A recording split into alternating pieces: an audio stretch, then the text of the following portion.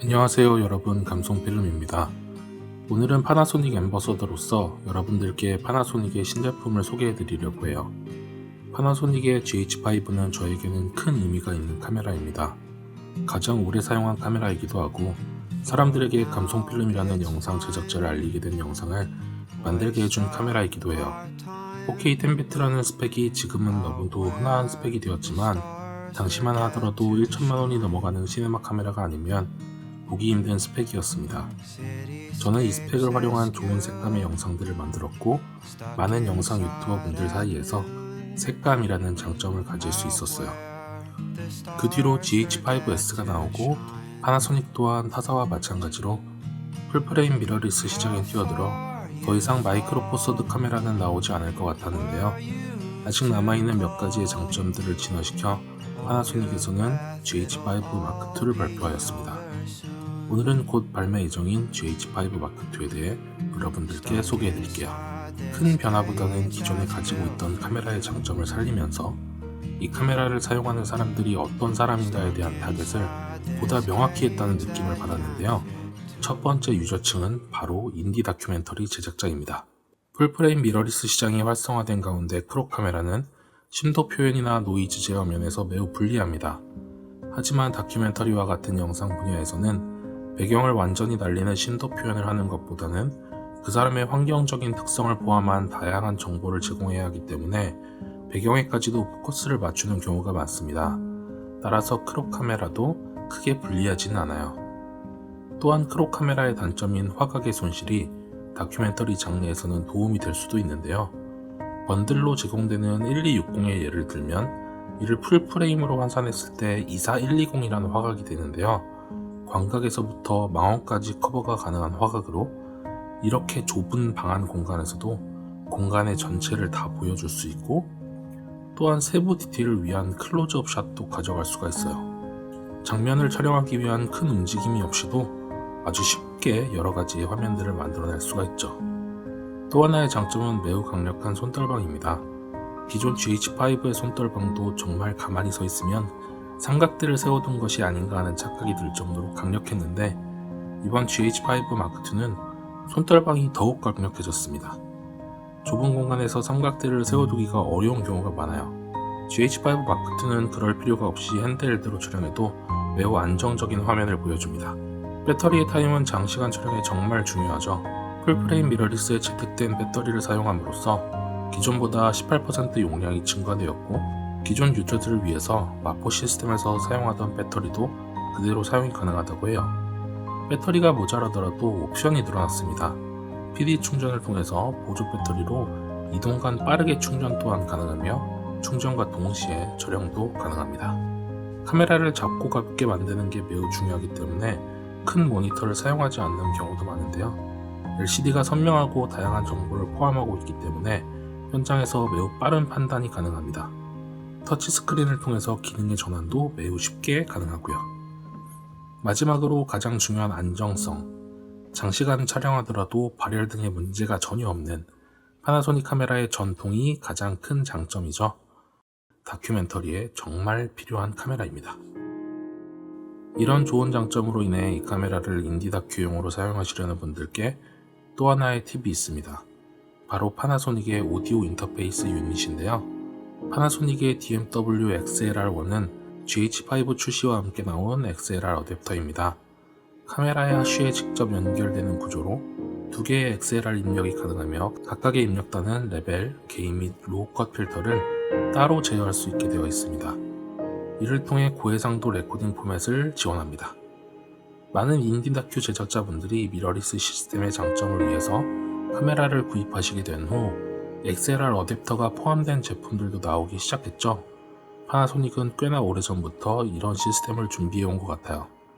가격 또한 현재 최저가 기준으로 34만원 수준이라서 매우 합리적입니다. 하슈에 다는 것이 부담스러우신 분들을 위해서 마이크를 핸들 등에 달 수 있도록 이런 서드파티 어댑터들도 출시하고 있어요. XLR 어댑터를 사용하는 것은 단순히 음질을 위해서이기도 하지만 여러가지 옵션이 가능하기 때문인데요. 카메라에 마이크를 달지 않는 채로 녹음한 것과 비교를 해볼게요. 더 빠르고 똑똑해진 AF가 이제 여러분들의 사랑스러운 가족의 일상을 보다 정확하게 잡아냅니다. 아기 상어 뚜루루뚜루 귀여운 뚜루루뚜루 엄마의 바닷속인가? 아기 상어 뚜루루뚜루 귀여운 뚜루루뚜루 바닷속 뚜루루.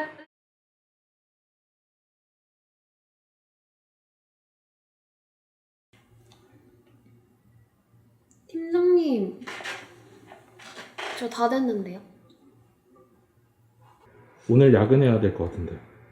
왜요, 갑자기? 오늘 할 일이 되게 많아져가지고 네, 야근을 좀 하셔야 될 것 같은데 어떠시겠어요? 저 오늘 안 돼요. 왜 안 되시죠? 오늘 저녁에 그 초밥집을 예약해놔가지고. 초밥집 캔슬하십시오. 안 돼요. 제가 삼각김밥 사드리겠습니다. 안 돼요, 오마카세예요.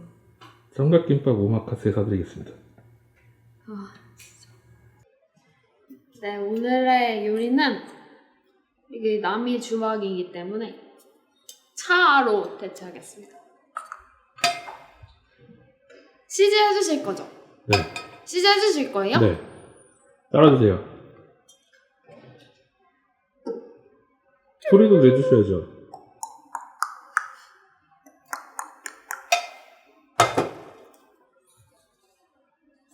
그리고 하면 라면이 나오고 하면 빙수가 나오게 해주세요. 알겠죠?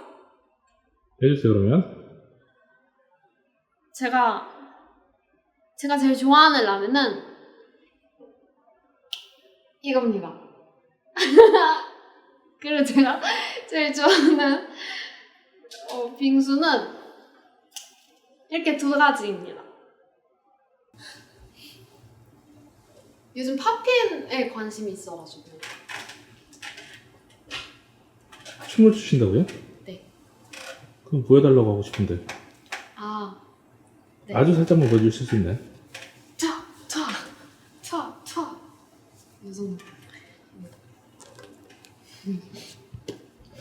여기에 그렇게 싫어하는 사람들의 이름을 쓰고 여기 이게 그 유명한 그 노트라고 하던데. 아니에요. 여기 노트에 이름을 쓰면 그렇게 된다는 그거 아닌가요 이거? 아니에요. 뒤에 있는 책 되게 재밌어 보인다. 제가 쓴 겁니다. 눕기의 기술. 제가 쓴 거예요. 어떻게 누워야지 좋은. 어떻게 눕는지에 대해서 쓴 책이 아니고요. 그러면요? 침대에 어떻게 뛰어드냐 이렇게 쓴 거예요. 다이빙 기술. 네. 어떻게 뛰어드는 게 눕기 있습니다.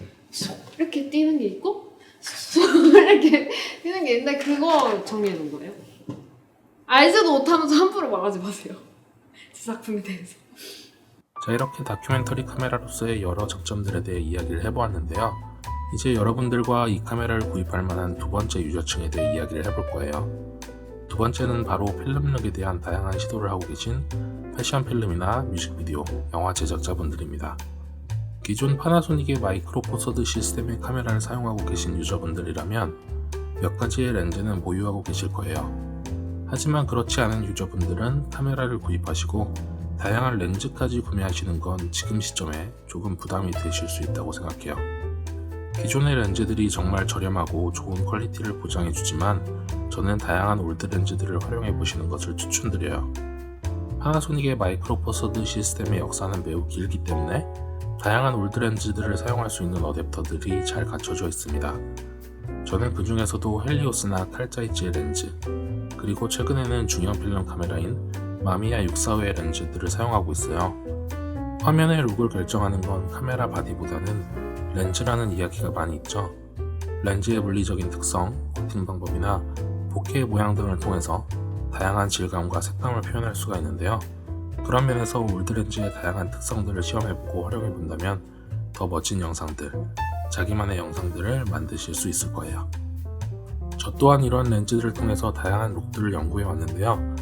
이번 GH5 마크2는 이런 빈티지 룩을 만들기 위해 올드 렌즈의 활용에 있어서 더 많은 장점들이 생겼습니다. 첫 번째는 노크로핑 10비트 60p의 도입입니다. 현재 크롬 미러리스에서는 10비트 60p 촬영이 쉽지 않은데요.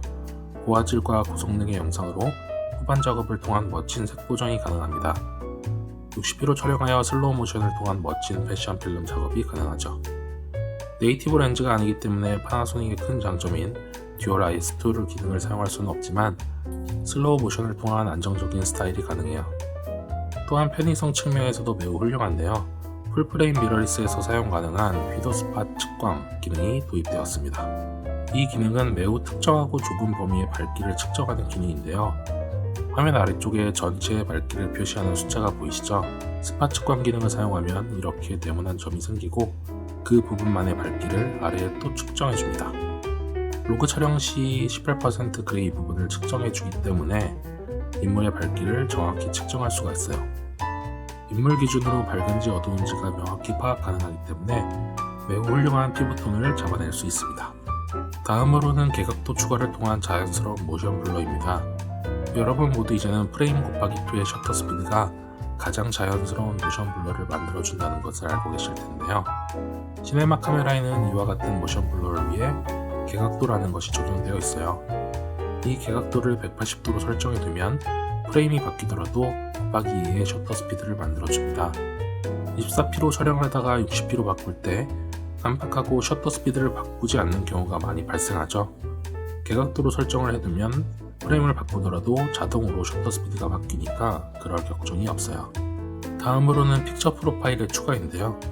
파나소닉에는 로그뿐만이 아니라 시네라이크 D와 시네라이크 V라는 아주 좋은 픽처 프로파일이 있었습니다. 최근에 로그와 709의 중간의 톤이 유행하고 있죠.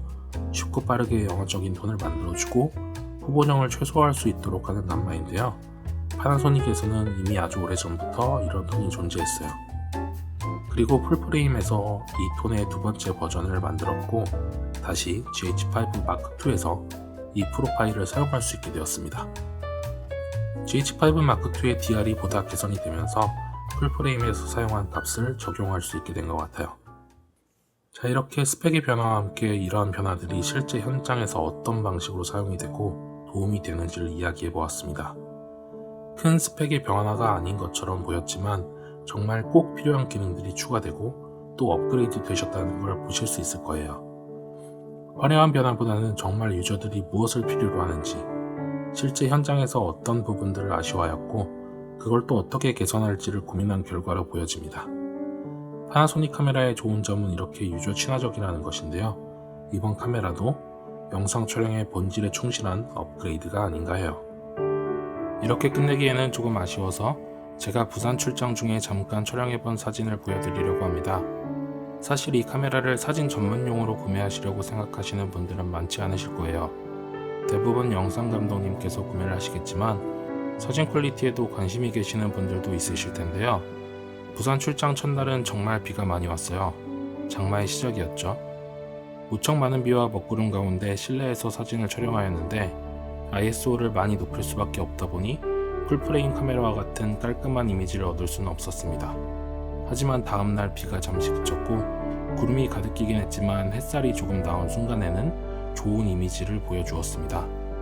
패션 필름이나 다큐 촬영, 브이로그 촬영 등을 하시다가 SNS에 올릴만한 좋은 퀄리티의 스냅 사진, 스틸 사진을 찍기에는 충분해 보이죠? 렌즈군들이 싸고 가볍고 퀄리티가 좋아서 기동성 있는 좋은 스냅들을 찍을 수 있는 것 같아요. 다음 편에서 한상호 작가님과 함께 파나소닉의 사진 이야기에 대해서 본격적으로 이야기를 해볼 텐데요. GH5 마크2의 사진도 잠깐이나마 보여드렸습니다. 사진은 모두 카메라로 찍은 후 핸드폰으로 전송하여 어플로 보정한 사진입니다. 오늘 이렇게 GH5 마크2에 대한 이야기를 나누어 보았는데요. 구매를 고려하시는 여러분들께 도움이 되었으면 합니다. 궁금하신 점이 있으시다면 댓글로 남겨주시고요. 영상을 재밌게 보셨다면 좋아요와 구독도 부탁드려요. 그럼 저는 다음 시간에 또 찾아뵙도록 하겠습니다. 오늘도 감성 가득한 하루 되시길 바라요. 감사합니다.